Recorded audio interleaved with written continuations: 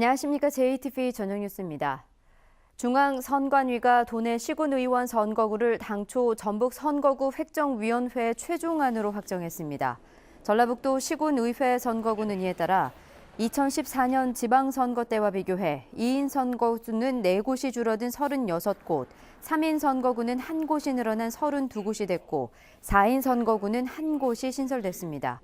시군별로는 군산시 의원 정수가 1명 줄었으며 완주군 의원 비례대표는 1명 늘었습니다.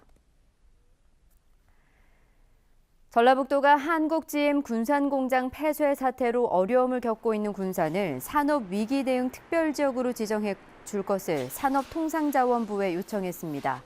전라북도는 신청서를 제출하면서 협력업체 일자리 창출에 1,900억 원, 산업구조 고도화에 8,900억 원 등 3조 원 규모의 지원 사업도 건의했습니다. 산업부는 실사와 심의를 거쳐 다음 달 중하순에 산업위기지역 지정 여부와 지원 사업을 결정할 예정입니다. 고용노동부 실사단이 고용위기지역 지정을 위해 다음 주에 군산을 방문합니다.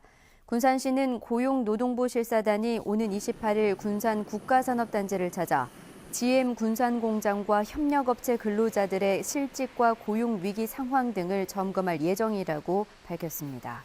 군산시는 고용노동부가 고용위기심의위원회의 심의를 거쳐 다음 달 중순쯤 군산을 고용위기지역으로 지정할 것으로 내다봤습니다.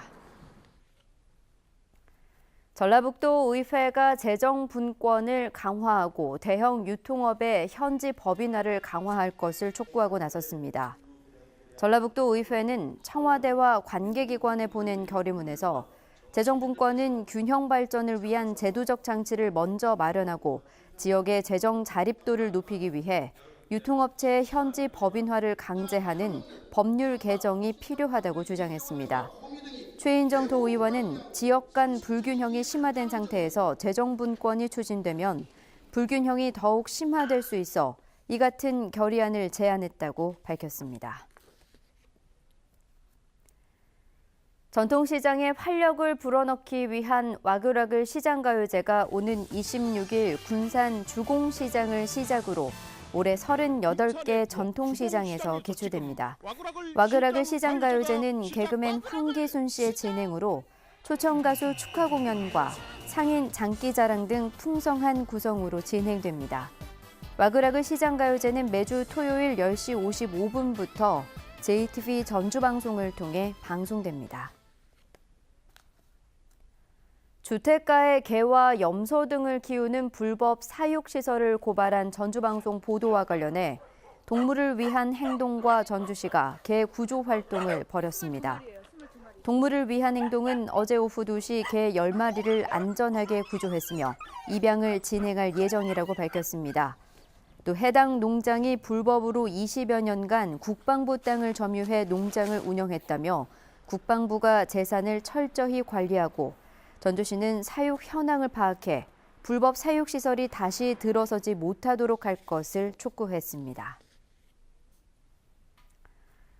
교통사고를 내고 운전자를 바꿔치기 한 최영일 도의원에 대해 도의회 윤리특위가 경고를 결정했습니다. 전라북도 의회 윤리특위는 최 의원이 품위유지 의무를 위반했다면서 사안 발생 이후 공개 사과한 점 등을 감안해 징계 수위로 경고를 결정했다고 밝혔습니다. 최 의원은 지난해 12월 지역구인 순창에서 교통사고를 낸 뒤 운전자를 자신의 아내로 바꿔치기해서 검찰의 범인도피 교사 혐의로 기소됐습니다. 전주 덕진경찰서는 배송 시간에 맞춰 아파트 출입문 앞에 놓인 택배 상자를 훔친 혐의로 31살 정모 씨를 불구속 입건했습니다. 정 씨는 지난 13일부터 사흘 동안 전주시 우화동의 한 아파트에서 3차례에 걸쳐 택배기사가 집 문 앞에 놓아둔 17만 5천 원 상당의 택배 물건을 훔친 혐의를 받고 있습니다.